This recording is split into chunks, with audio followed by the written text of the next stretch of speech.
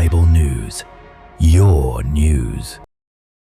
Bien-aimés dans le Seigneur, je vous salue dans la paix et la grâce de notre Seigneur Jésus-Christ, mon frère, ma soeur, ombre merveilleux, votre frère en Christ. Aujourd'hui, j'aimerais discuter sur le véritable Dieu.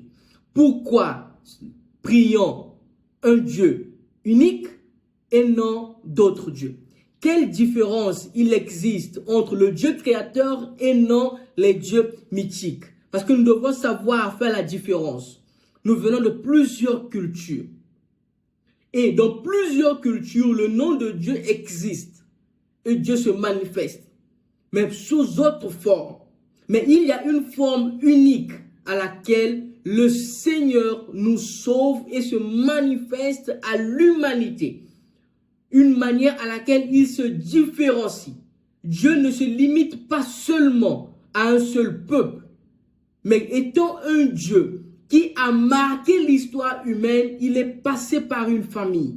Donc voilà pourquoi parfois plusieurs personnes se scandalisent. Mais pourquoi on dit Dieu d'Abraham, il est le Dieu des Israélites, il n'est pas notre Dieu pour nous qui venons d'autres cultures. Mais non, aujourd'hui par exemple, une personne dans sa famille, si cette personne-là est importante, ses enfants aussi seront importants, ses enfants aussi vont marquer l'histoire. Mais cela, est-ce qu'on pourra dire que non, dans telle famille, Dieu a seulement choisi un tel et a abandonné les autres?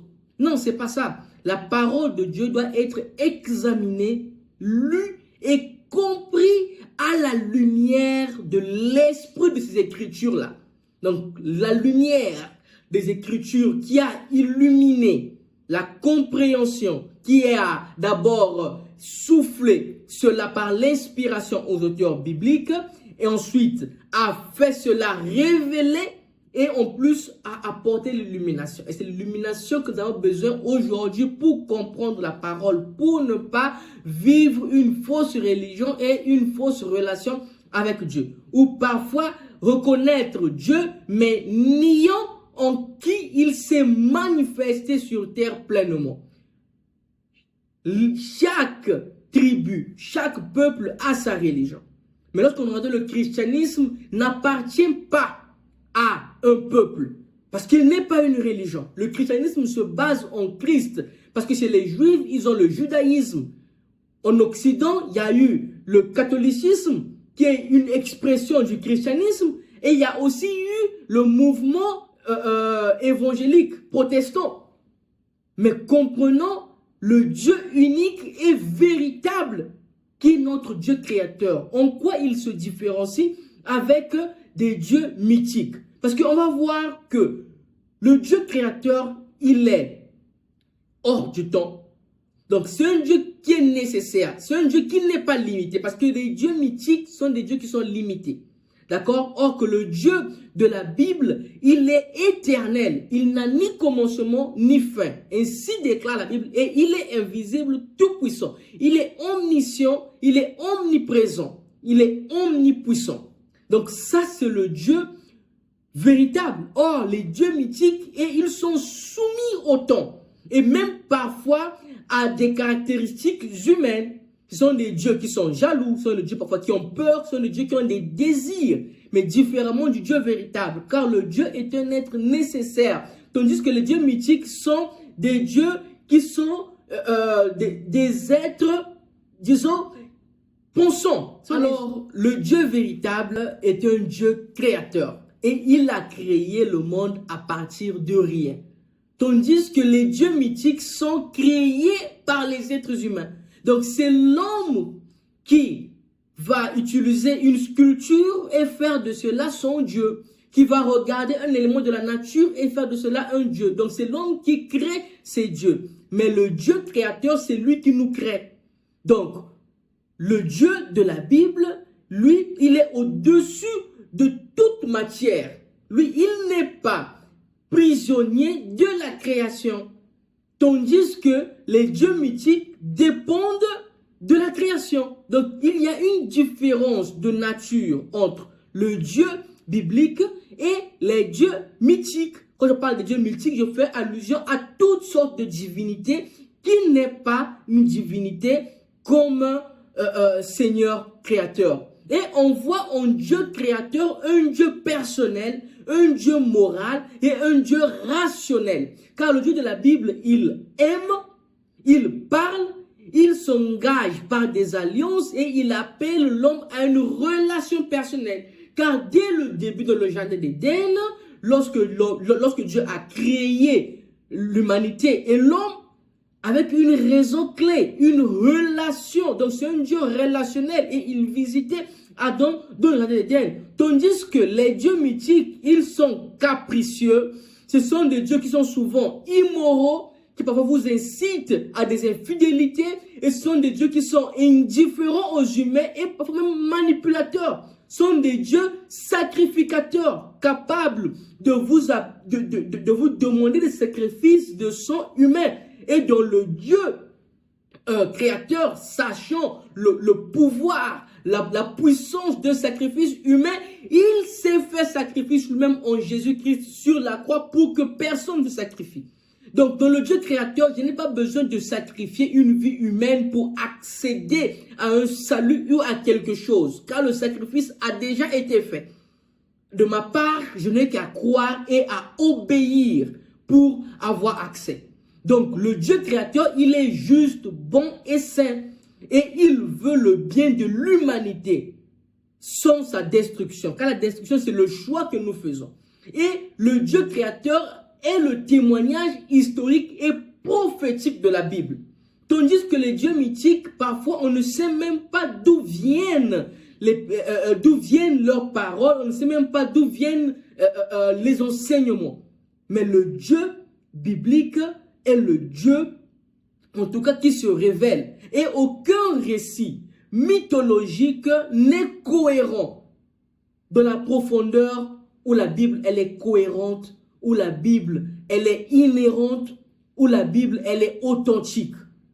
Donc, on voit que le Dieu de la Bible est le Dieu véritable et réel.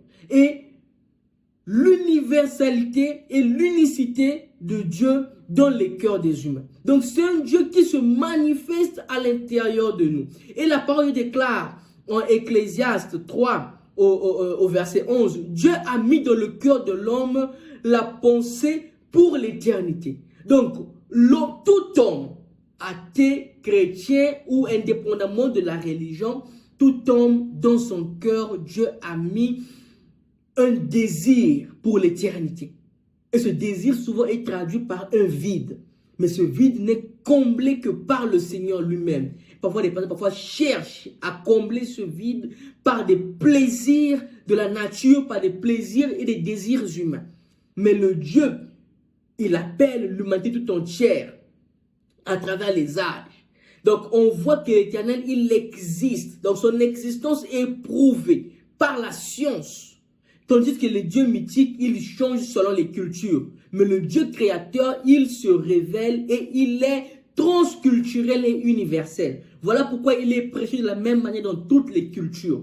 Voilà pourquoi lorsque nous vivons le christianisme, nous comprenons que le christianisme n'est pas une religion, mais un style de vie à l'image de Christ, indépendamment de ma culture, je dois vivre la culture du ciel. Donc le christianisme, c'est la culture divine. C'est par le christianisme que j'ai l'amour du prochain. Plusieurs cultures peuvent avoir le code moral, le code éthique. Et cela révèle que l'homme est déchu. Cela révèle que l'homme est mauvais. Parce que si l'homme était bon, on n'aurait pas besoin des lois. Les lois révèlent la nature de l'homme. Voilà pourquoi la loi de Dieu a révélé combien l'homme est méchant. Et voilà pourquoi par le christianisme, nous sommes appelés à aimer notre prochain comme nous-mêmes. Et dans le christianisme, on a une révélation suprême en Jésus-Christ. Tandis que aucun Dieu mythique ne s'est incarné pour sauver l'humanité. Jésus-Christ est la parole qui s'est faite chair, est venue pour nous réconcilier avec Dieu. La rédemption n'est qu'en Jésus-Christ, parce que l'humanité a été séparée de Dieu par le péché d'Adam et Ève. Mais en Jésus, nous sommes réconciliés. Et il a vécu sur terre, il est mort et ressuscité dans l'histoire et avec témoignage solide. Cela peut se vérifier. Et Dieu s'est révélé pleinement de manière personnelle en Jésus. Et cela n'est pas un mythe, mais un événement historique. Parce que même les athées qui niaient l'existence de Christ sont arrivés à la solution d'accepter.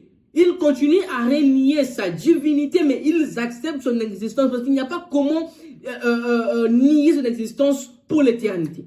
Et en Dieu réel, en Dieu véritable, on a des attributs incommunicables et des attributs communicables.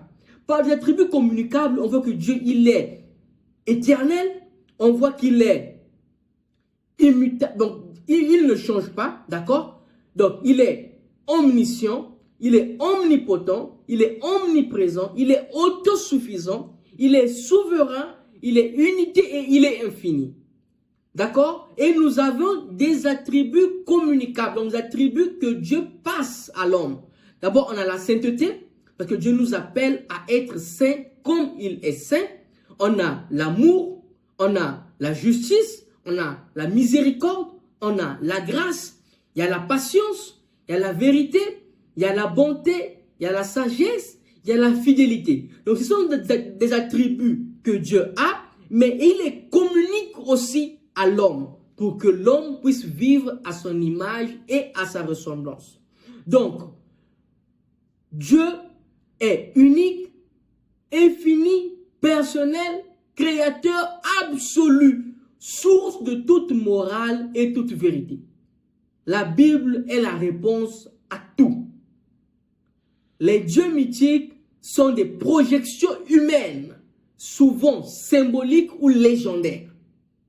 Mais Dieu, lui, il est révélé, il est aimable, Dieu a créé, il sauve, il appelle à une relation vivante avec lui.